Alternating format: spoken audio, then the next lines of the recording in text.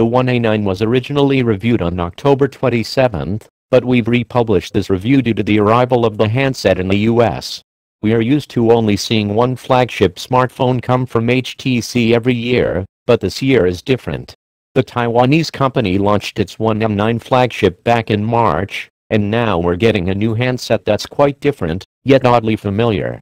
The One A9 is HTC's latest flagship, and so far this device has been causing quite the stir. It may not have the best internal specifications on the market, but the company thinks the affordable price point and all-around great user experience will make up for that. With its all-metal design, solid software experience and fast fingerprint reader, the One A9 certainly brings a lot to the table. But does it stand out enough from the competition? We aim to find that out, and more, in our full review of the HTC One A9. Design. The One A9 comes with an all-metal unibody design like the rest of HTC's One family, but the similarities pretty much stop there. It has a smaller body than what we're used to seeing on HTC phones, but that's not a bad thing at all. In particular, the One M9 and M8 were a bit difficult to hold due to their larger construction, but we haven't experienced those problems with the A9. It has rounded sides and corners, along with a panel of 2.5D glass on the front that make this device a pleasure to hold. The 5.0-inch display also helps in the handling department, which makes it perfect for one-handed use. The power standby key and volume rocker sit on the right side, opposite of the SIM and micro SD card slots on the left. All of the other ports, micro USB and 3.5mm headphone jack, as well as the speakers, are found at the bottom of the device. This is an odd move for HTC. This company has received a ton of praise over the years for its inclusion of front-facing boom sound speakers, and those are absent on the One A9. Instead of front speakers, we get a recessed fingerprint reader below the display, which can also be used as a home button if you so choose. Also on the front of the device sits an ultra-pixel camera above the display. The back of the phone is quite bare.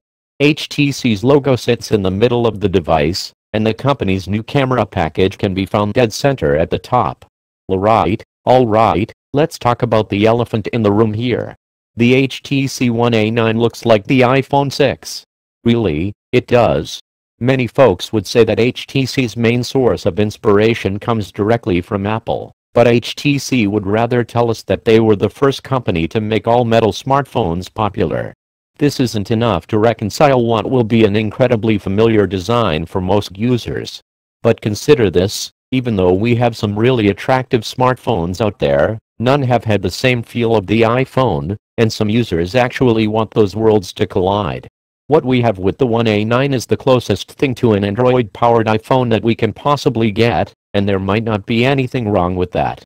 Sure, some people won't like it, but others will. And HTC is trying to get those users to buy its new smartphone. Display. HTC chose to include a 5.0-inch display on the A9, which is great news for those who value one-handed usability in a smartphone. It's an AMOLED panel, toting a resolution of 1920 x 1080. No, it's not the most crystal clear display on the market, but it's plenty good enough for most users out there. The colors benefit from good black levels and contrast, so overall, everything looks a bit more saturated on this panel. Viewing angles are decent in most conditions, too.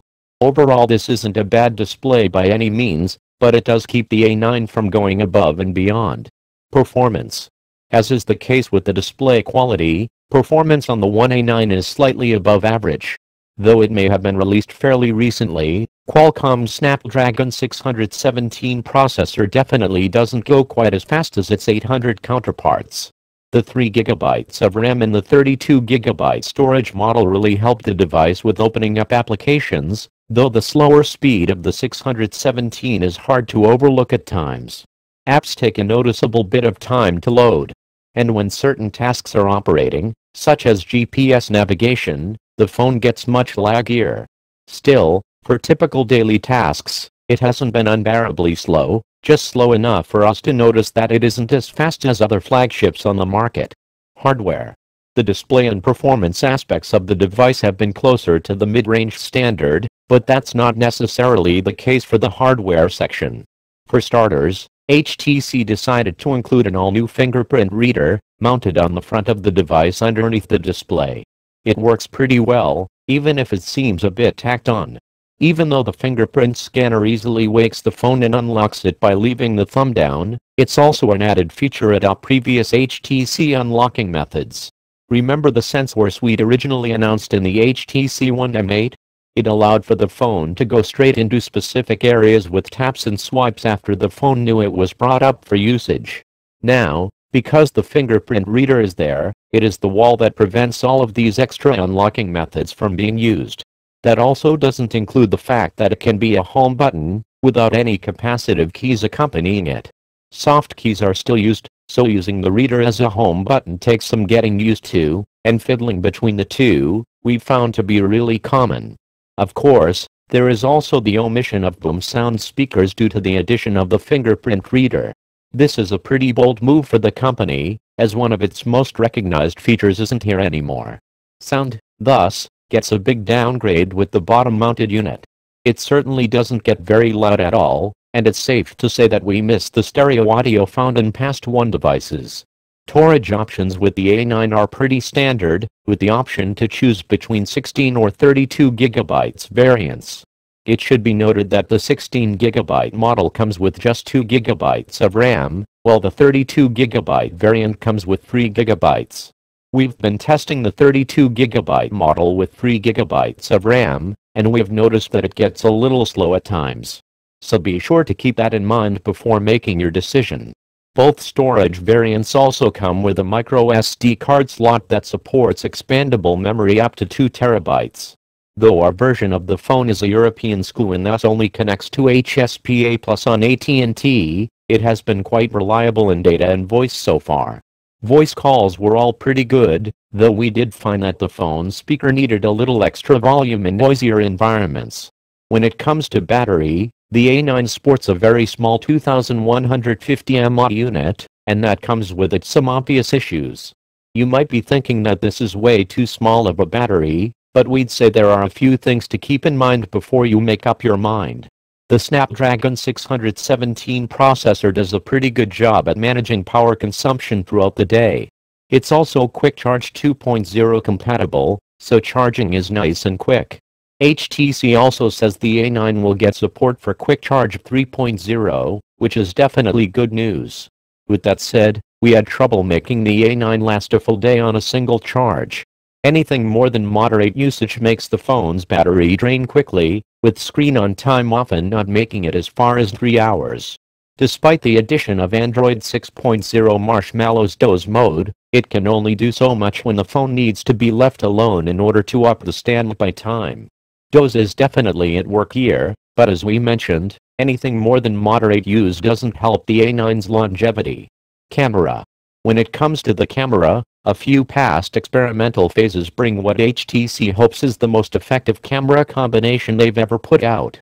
The camera experience starts off well with the front-facing ultra-pixel shooter. 4MP is what you get here, but it still does a great job flooding in light for great-looking selfies. We have to commend HTC for keeping the ultra-pixel camera but moving it to the front, which is definitely the best place for it at this point. The rear shooter comes in at 13 megapixels with an f2.0 aperture. Overall, it performs quite well. If you're still sour from the One A9's camera, this might be the camera you've been waiting for from the company. It isn't an incredible performer, but it still falls in line with the kind of image processing that we've come to expect this year. Details are pretty well captured and colors are quite saturated. Low-light performance gets helped by optical image stabilization, OIS, which also helps with video capture. It's kind of funny to think that we are impressed with this camera simply because we had the previous HTC One to compare it to. Due to that fact, this camera isn't necessarily overachieving, but it gets the standard down and shows that HTC is capable of moving up in the image department in the future. The stock camera app is pretty nice. It has the same Zoe-powered gallery backing it that we've seen in past HTC devices. A number of different modes are available as well, including a new hyperlapse mode that proved to be pretty fun to use.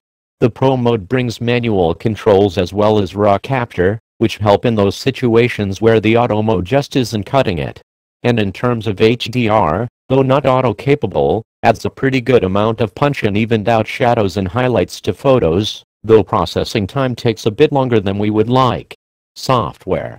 The HTC One A9 is the first non-Nexus device to feature Android 6.0 Marshmallow out of the box, and it was all due to some close work with Google this time around. Not only is Marshmallow at the helm, Sense is starting to strip down a bit in order to be as close to vanilla Android as it can be, while retaining the familiar HTC Sense feel that we've gotten used to. That means some smaller customization features are gone, such as adding buttons to the soft key line. Those are pretty minuscule by comparison, though, because Sense is still pretty prevalent in the skin. After all, Blink Feed is still here, which we actually aren't really complaining about this time around. It replaces what would otherwise be Google Now in Google's own launcher. This version of Sense still features a vertically scrolling application drawer, though it's still paginated and doesn't include a line of most used applications at the top. This is one of the features that we are a little perplexed didn't make it in. If Sense is trying to be as stock-like as it can possibly be, HTC probably should have included this handy feature. All of the major features in Marshmallow are included here, such as DOS, Google Now on tap and the revamped permission system. App permissions are found in the settings menu and will chime in when key portions of the phone are first accessed by the applications. Ultimately, we are pretty happy that Marshmallow is available out of the box. If the little things that Sense no longer has allows it to be even more easily updated in the future, as HTC claims, then we are all for it. In the end, Sense still feels like Sense. If you haven't been a fan of it in the past, you probably won't like it now. But we'd say this is the best version of Sense yet, so you might want to give it another shot if you were on the fence. Pricing and final thoughts. The HTC One A9 was originally launched with a promotional price of $399 off contract, but that will be over soon. The price will soon go up to $499, which definitely leaves us a little perplexed. At a lower price point, this phone could actually make some waves. There's only one way for us to describe this phone: experimental. Every company goes through an experimental phase, sure, especially after HTC didn't do too well with the One A9. It's as if the company wanted to go back to the drawing board with what it thought the mass market wanted. iPhone inspiration aside, the design is in line with what a lot of users have said, in one way or another, they wanted from HTC. It has a solid and easy to-hold build, great camera and a fast fingerprint reader, which all make for a great combination of smartphone features. But some of these additions throw a wrench into the general narrative that HTC has tried to form over the past few years. HTC One A9 Review AA, 4 of 29. You see, this is a phone that actually gets the singular parts correct, yet still struggles find a way of actually putting them all together in a coherent way. And that craziness just might be the reason why I couldn't stop smiling for a while as I used the A9.